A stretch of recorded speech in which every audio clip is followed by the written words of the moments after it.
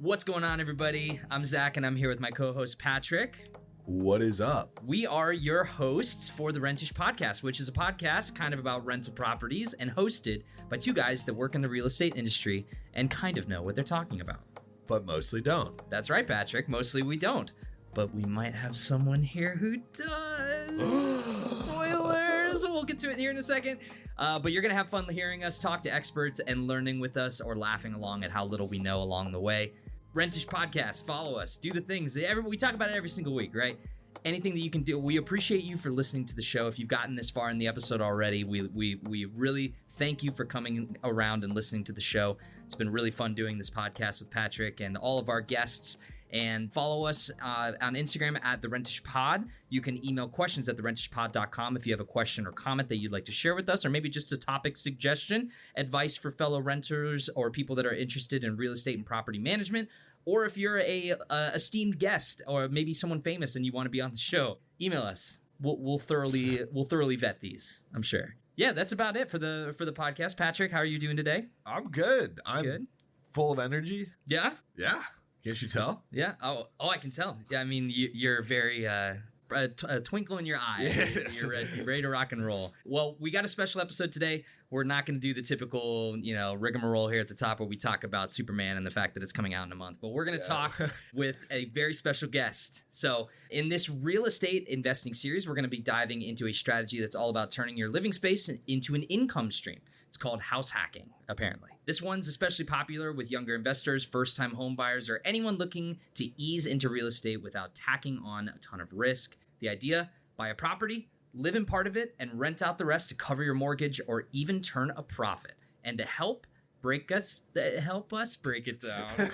You can lots of new words here. To help us break it down, we're joined again by John Blatchford from Cohorts, who was here a few weeks ago to talk to us about buying new properties and renovating them. And he's going to walk us through what house hacking really looks like, how to make it work, and who should or shouldn't try it. And judging by how rough my intro was there, I would say maybe we shouldn't try it. But we're going to learn about it. John, thank you for coming back on the podcast. What's up, fellas? Not much. I don't know. What's up with you? All's well. All's well. That's Sunny good. day, well caffeinated. Everything's good. Yeah. That's good. Yeah, I think we're all in the caffeination department. I think I've had a half pot of coffee and a soda, so I'm ready to rock. That's the problem. I haven't had any caffeine yet today. No caffeine at all? No, that's what it is. I've been doing Earl Grey tea with honey. That's been my thing recently. Okay, that sounds And nice. I heated up the kettle, and I realized now I forgot to pour it in my mug. The producer was just in the room asking you if you wanted to drink, and you declined. No, I didn't decline. I said yes, and he said too bad. talent. This is not how things gets went. what they want. That's what I'm saying. I think you're wrong. I think I heard you say no. I'm good. I said I want one. Oh, you misheard. I misheard. I'm or sorry. maybe I misspoke. John, educate us. You're here to talk about house hacking. We're very curious to hear about what you have to say. We're here with open ears. I'm sure we're going to have questions, but take it away. We kind of are just we're your audience today. This is your TED Talk. Yeah, cool. Well, thanks, guys. I think we're kind of building on or continuing our series, which I think is effectively, how do you go from 0 properties to whatever your dream is, say 100 units or 1,000 units. So we talked about my first property recently and kind of how I got into it. And hopefully, from all the mistakes I've made, I can help people not make those mistakes. But this is a good way to get started, this topic of house hacking. And I think the general idea is, if you are working at a job and you want to get into real estate, what is the pathway to do that? And one consideration is what are you hoping to get out of that? Are you trying to ultimately become a real estate developer? Do you want to quit your job in 10 years? Do you want to just have some safe investment over the next 30 years? And I think that'll kind of dictate what you want to do. Right. But one fairly low bar, fairly easy way to get into real estate is this idea of house hacking, which is basically, instead of just buying your house, which can be a great lifestyle choice and, can be a good long-term investment, turning that house or property you buy into something that can make you some money. Right. Or at least that somebody will pay to live there and can pay your mortgage. So this idea of house hacking, I think, is basically, the hacking part of it sounds a little bad, I would say. How do you hack your way in? And it sounds cool, like an 80s tech bro. I'm going to hack this house. Get to the mainframe. Yeah. But it's basically, how do you get money? How do you get somebody to pay your mortgage or to pay to live in this house? Sure. And so, I think there are different ways to do that, certainly. But I think the first hack is that if a house costs $400,000, obviously you do not need $400,000 in cash to buy that. That would be impossible. And so there's this first idea of just like you can get debt, you can get a loan against your house. And most people, appreciate that when they get their mortgage. But a mortgage might come at 20% down payment on the house or something. So even for a $500,000 house, $400,000 house, you need $100,000 in cash, which for a lot of people, won't come until much later in life. Right. So one way to get into a house with less cash is, an FHA loan. I've talked to a lot of people. A good friend of mine, Donovan, has done it and now built a really successful real estate business. But it's a way to sort of get started with, say, 5% down. So in that same $400,000 property, you now only need $20,000. And a lot of people can work their way up to having $20,000 that they could invest. With an FHA loan, you can buy the property if it's your primary residence and you're going to live there. Okay. And you can make it a little better if you buy a duplex. So there's 2 units. You live in one and you rent out the other one. That's a place that you live. It's your primary residence, but it also has a rental component. And so, your tenants living there will be paying your mortgage. And so immediately you've basically, moved into a house that's now, it's not free, but somebody else is basically paying for your house. Right. So that's the hack, right? Because for now, a $400,000 property with 2 duplex, with 2 units, it's a duplex. You now are into it for $20,000, and somebody else is going to pay that loan for the next 30 years, right? So that's like a pretty good way to get into real estate. Yeah. That's the hack with John Blatchford. Can we trademark that? I like that. Like, that's a great T-shirt. Like, that's the hack, That's and the then hack. with John Blatchford on the back of the T-shirt. That's You cool. That just sounds look like a awesome. thumbs up. Yeah, exactly. Yeah. So that's one way, right? You don't have a ton of money. Mm-hmm. You have a salary. You're just trying to okay, how do I start building some equity? How do I maybe start building for retirement? And that's one way to do it. And Okay. you don't need a ton of cash. The potential downside of that, of course, is you can't do that regularly. The whole program of the FHA is like your primary residence. So, you're supposed to live there. I think you can only do one of those once a year. And so, that's the hack. You get into it, and that's like a good way to get your first property. And FHA works for duplexes. Yeah, if it's your primary residence. Okay. Yeah. This is a safe space for all questions, whether they be the most intelligent, beautiful thing or the stupidest thing. Are you ever. about to ask a terrible? I'm about to ask a stupid question. What does it stand for? FHA. Fair Homes Act, I think. Okay. And, the intent of that program is, our housing policy throughout history has been fairly racist. Certain people, certainly black people, could not get loans. And, homeownership was expensive. If, historically it would cost a lot of money, 20%, 50% of the home cost to buy a home. So to buy, $200,000 house, you need $100,000 in cash. So this program, it's a federal program where now you only need, say 5%. And it's really trying to encourage home ownership for people that, aren't already rich. And then, you pay that off over 30 years. Yeah. Interesting. 1934, Congress created the FHA loan. Little trivia fact. That's cool. Yeah. And then depending where you are, depending who your lender is, there are a lot of sort of first-time homebuyer programs.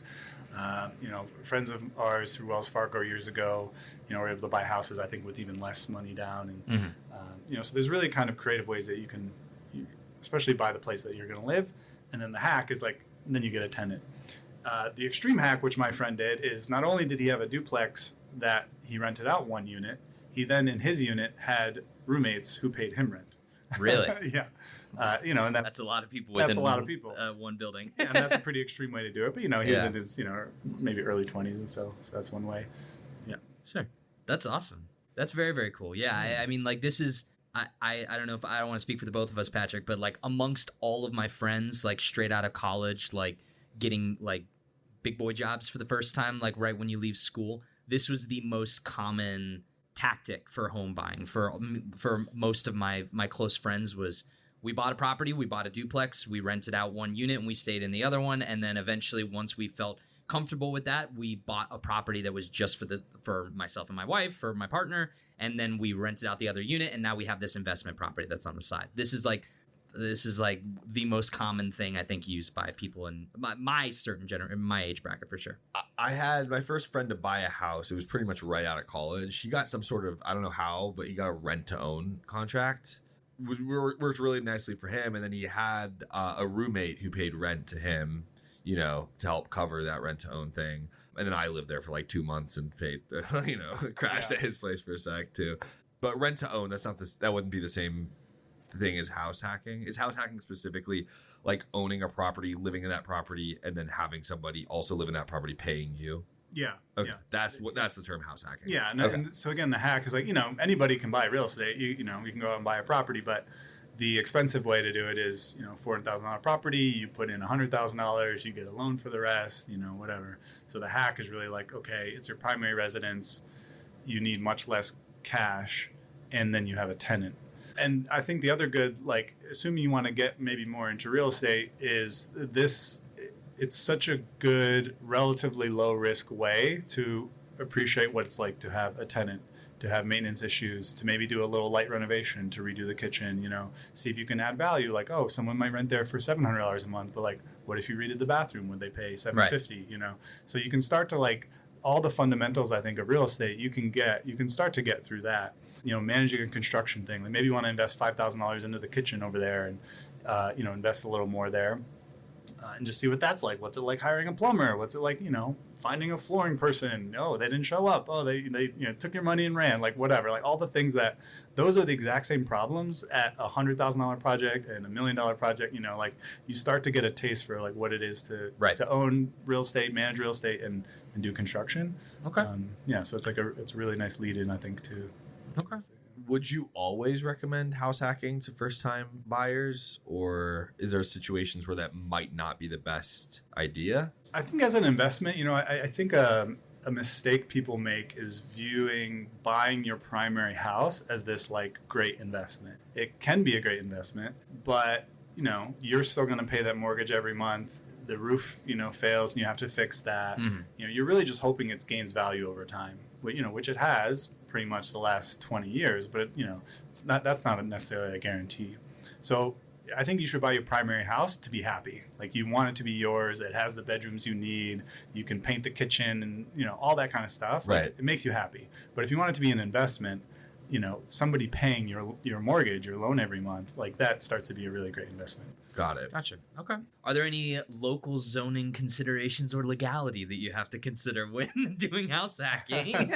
Yeah. So, you know, again, I think the hacking piece, people think like, okay, I can do this here, and then, you know, I don't even have to live there, and then I can do another one. And, you know, people try to get sneaky with that. And obviously, you know, you're taking money from the federal government. So, you know, I think you need to be careful that you're like doing what the program intends, which is, you know, to buy and live in a home. And then, yeah, anytime you're doing construction, if it's not already a duplex and you're turning it into a duplex, you definitely want to check that. Does the zoning allow for a 2-unit, you know?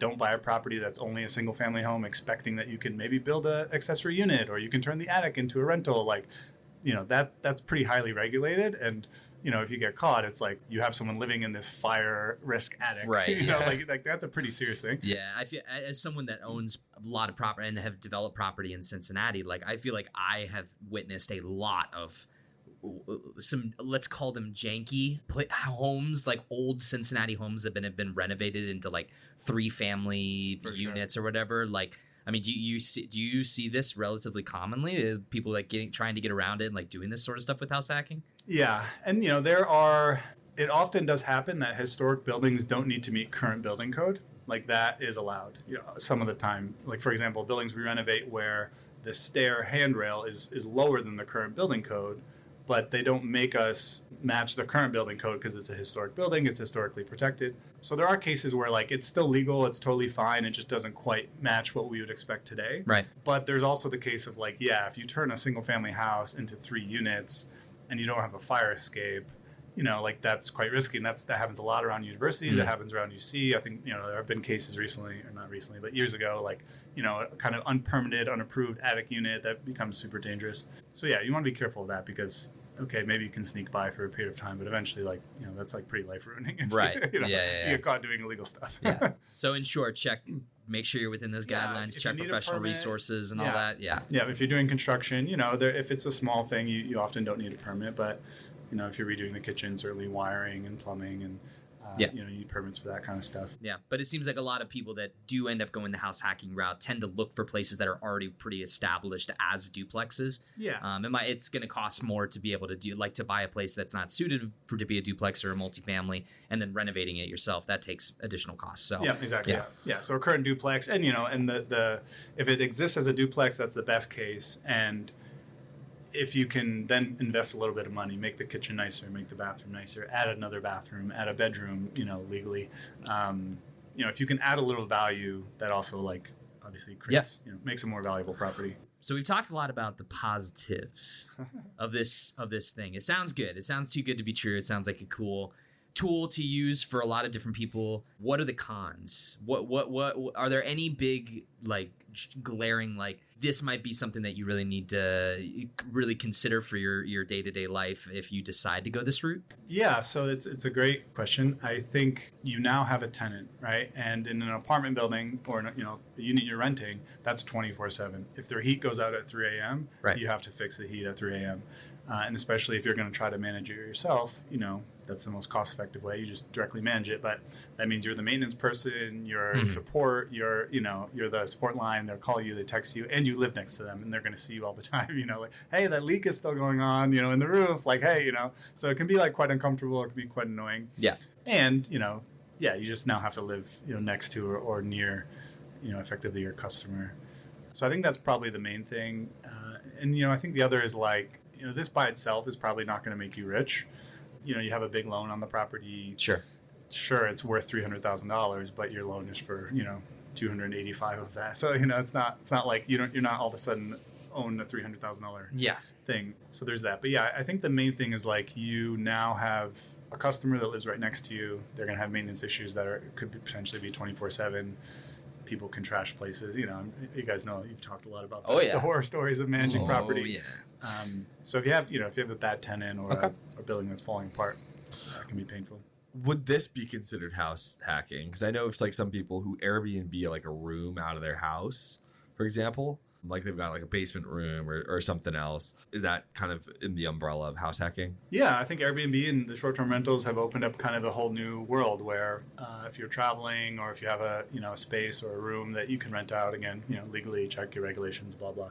But a place that you can rent out legally on a Airbnb or a short-term rental site, I think that's a similar thing, and that's potentially opened it up to a lot more people where you just have a 4-bedroom house and you can rent one room occasionally on Airbnb or something. So which I think is smart. Again, it's the same problems you have to manage. You have people checking in. You have the same potential issues. But if you can make $10,000 a year, $5,000 a year from rent, that's it's a constant flow of income. Yeah. Imagine doing the trifecta, right? You get it all. You buy the duplex, right? You rent out one of the units to somebody that you have roommates in your room that you can also have pay you rent, and then you have a shed out back that you convert into a luxury weekend Airbnb. You just get do they call that in the industry the ultimate hack? That's a supreme hack. The supreme hack. That's I like the that. Matrix. You basically just have it, Exactly. Numbers swirling around your head. You can see through time. It's perfect. Yeah. I think another version of this too is there are a lot more. There are more areas that are allowing ADUs, if you've heard that term, an accessory dwelling unit. So, for example, in California or Houston, Texas, you have single-family areas. They're pretty low density, big lots of land.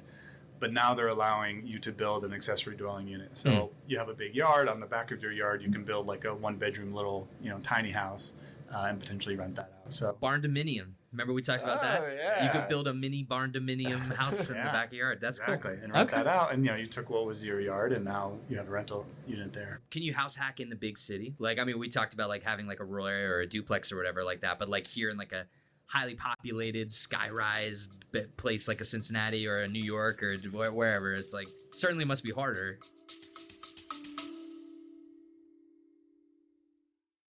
Spending less and getting more is a no-brainer. That's why serious landlords choose Inago. Forget the myth that free software means weak features. Inago delivers everything. Tenant screening, lease signing, rent collection, and more. For free. No fees, no contracts, just a full-featured, reliable platform trusted by thousands of landlords. Plus, their top-rated support team is always ready to help. Ready to streamline your property management and save money? Visit Inago.com today. That's inago.com/podcast. Yeah, I think there are versions of, investing in a condo and fixing that up and renting it out. A friend of ours did that, basically had a condo and then, lived there for a year and then rented it out. So I think you can do that in more of like a high-rise condo setting. But I think the true hack of like you live in one and rent out the other one, like it's pretty rare to be able to buy like 2 units as part of like a building condo. Okay. It applies a lot more to like a standalone building that has 2 units already in it. Okay. Yeah. I get my first landlord. I think that's pretty much what he had, a property, and then he made like the first level like a separate unit, like through construction and stuff. So I guess that was technically house hacking. Yeah, probably. Right. So what's the biggest mistake that you often see first-time house hackers make? Is there like you're like reaching through you're like, I wish I could have just told you this. Don't do this one stupid thing. Is there anything that jumps out at you when you see people go into it for the first time? Yeah, I think the idea that like this alone will make you rich. Okay. I can think of a friend of ours who was doing this and renting out properties, and it was like, okay, now I can own this building forever. But at some point you're just kind of managing tenants, and you have this asset that if you sold it, you could put whatever $50,000 or $100,000 of cash in your account. I think people are romantically attracted to like owning real estate and having that for a long term, and like that by itself will lead to wealth. And it's more like a good investment strategy rather than like a wealth builder, I would say. And so like once you do the house hack, I would say like you want to try to add some value, redo a kitchen, redo a bathroom, pay down the mortgage, maybe replace the roof, like, add some value to it. And then for me, like, I don't think you then probably want to own that property forever, assuming you want to like try to build some wealth. If you're just trying to like save for retirement, then sure, just own it for 30 years. But okay, Patrick, you got any questions for our friend John here? No. You took a while to think about that. That's good. Yeah. I think you covered pretty much most of my questions. Okay. How do you think you would do, Patrick, as a house hacker, professional house hacker, Patrick? How do I think I would do? I mean, like, it was always kind of it made sense to me to get a duplex, live in one unit, rent out the other. I didn't know that was called house hacking. I just thought that was called buying a duplex and renting the other half out. Yeah, again, like the special hack is like if you can do that with an FHA loan and get like a $400,000 property, which that number sounds impossible to buy for most people. It's like, but if you only need $20,000, which is still a lot of money. Yeah. You can imagine like saving your way to get there, and that's like a hack to own. Oh, you are now literally a multifamily real estate owner, and it only took $20,000. So I think that's like the hack. And you might have clarified this with the FHA, but for everyone listening, you can really only utilize that once, right? Or is that something that you can do multiple times with the FHA loan? Like, could you theoretically get one as your first property and then like use another FHA loan for another property down the road? I believe you then have to live there for a year. Okay. And then I believe if you sell the property, there's some like lockout period where, a period of time where you can't do it again. Because, they're not trying to like build real estate developers. They're trying to build like homeowners. Mm-hmm. How does one get an FHA loan? Is it a pretty easy process, or are there like a ton of hoops? It's not a ton of hoops. It's basically a government program administered by banks. Gotcha. So like there are, they have to be like an FSA registered bank, and there's certain banks that will specialize in that. But yeah, basically a government program administered by like any or a lot of like local banks. And would most like first time home owners be able to get approved for one pretty easily? Yeah. Okay. Yeah. I think their intent is to encourage home buying. So for people like me and Zach who've never owned property before, but like want to in the next few years, like an FHA loan is a very real thing that we can like realistically have. Yeah, for achieve. Sure. Okay. And again, the main thing is you just need a lot less cash. Yeah, I mean, it just sounds. Now, are like the interest rates like a lot higher on FHA loans? No, I think they're competitive with like your normal mortgage rates. Okay. Yeah. Sounds too good to be true. That's what I'm saying. Like What's the catch? The government's like, come on, Zach, come on, Patrick, come on, take it. The government wants us to nice do well? loan. No. Especially first time home buyer. I think that's really the intent. But yeah, I think the main thing to look out for, which is true for any rental, is just like having good tenants, right? Like a bad tenant can ruin your life, especially if they live right next to you or below you or whatever. You've had experience with this. How do you maintain a good tenant-landlord relationship? I think even if it's someone who seems nice and whatever, like you put them through the normal screening, for sure. They apply, credit check, all that. You have a proper lease. You can evict them if things don't go well. I do think, like in my experience, you want to be friendly and like, oh, someone's a little late on rent, and okay, they can pay it. But the more you kind of let that stuff go, the worse it gets. In my experience. So for sure, it's just an agreement, and rent is due at the beginning of the month, and there are quiet hours, and whatever you want to put in there. But I think your life is a lot better if you like kind of enforce the lease, I guess. Okay. And screen up front, because it's once you get someone bad in there, like that's a different situation. Yeah. Maybe one of these days we'll have to bring you back on the pod to talk about like an in-depth on like doing applications and like getting like a tenant screened. I feel like that could be a good thorough discussion that we could have. Yeah. Like the whole onboarding a tenant process. Yeah, right, start to finish. Yeah. Yeah. That would be good. Okay. Cool. Any other tidbits of wisdom that you feel like sharing before we wrap this bad boy up? No, I think that's it. And I think if you're looking to buy your first property, you're looking to buy your first home, I think this house hack FHA, I think, is a good way to do it. And it really just comes down to like what's the goal. Do you want to be a real estate developer? Do you want to build for retirement? And I think that really is going to impact like how you view buying property. But yeah, if you're looking to be an investor, if you want to build some net worth, build some retirement, I think property where people pay you makes sense. For sure. But owning your primary home is just a great way to be happy. So those are two separate things. Okay. Cool. Makes sense. Yeah. Well, that is a wrap on our deep dive into house hacking. Real estate strategy is part investment, part lifestyle shift. And email questions at the Rentish Pod if you've done the Ultra hack. What did we call it? Mega hack? Mega hack? Ultra hack. The Matrix hack. Yeah, the Matrix hack. If you've been able to accomplish the Matrix hack, please email us. John, it's been a pleasure having you on the show. Do you want to tell the folks where they can find out more about you and about cohorts? And yeah, I run a community basically of real estate operators and developers and investors. It's called Cohorts, so joincohorts.com. And then I'm on all socials, LinkedIn, Twitter, at John J. Blatchford. Can you spell cohorts.com? Yeah, so it's joincohorts.com. So join, COHORTS.com.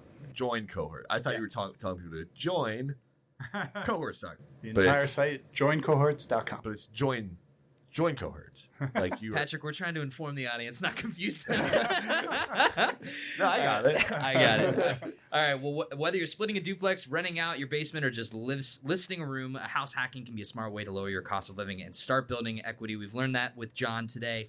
Thank you for listening to another episode of the Rentish Podcast. As a reminder, we can be found at the Rentish Pod on Instagram. Email questions at therentishpod.com. And give us a rating, a review if you're on Spotify, 5 stars if you're on Apple Podcasts or any other podcast service. Go ahead and slide that scale all the way up to 10 or however far it goes. And drop us a comment. Tell us how much you're enjoying the show. And I've been Zach. That's been Patrick. That's been John. And we'll see you guys next time. Thanks, guys. What if you had a network of mentors and peers to guide you through your toughest challenges? Cohorts is a private network of experienced investors who share lessons, insights, and support at every stage of growth. Whether you're managing 10 million or 1 billion in assets, Cohorts helps you build smarter and avoid costly mistakes. Learn more and join the community at joincohorts.com/podcast.